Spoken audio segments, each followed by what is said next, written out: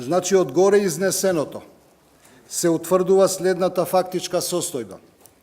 Од приговорот и доставеното изјаснување со прилог документација од страна на град Скопје и од страна на подносителот на приговорот,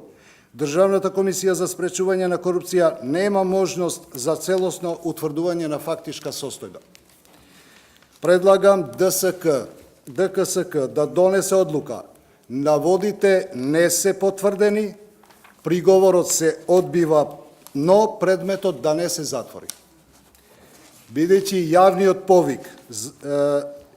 под број 08-22-52/2 од 11.3.2019 година,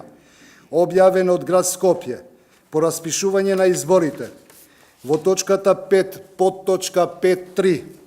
содржи формулација: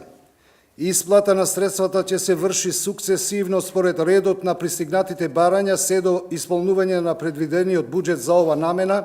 според принципот прв дојден, прв услужен, а нема објаснување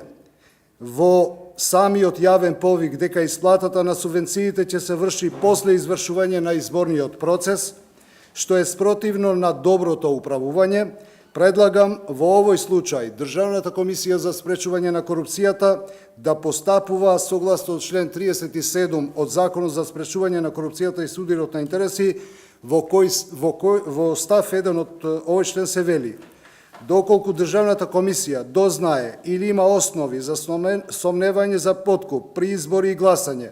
односно за давањето или ветувањето подарок или друга корист за себе или за друг на избирач при избори или гласање на референдум, за да гласа или да не гласа, или да гласа за определен кандидат или определена одлука, за тоа без одлагање писмено ќе го извести надлежниот јавен обвинител.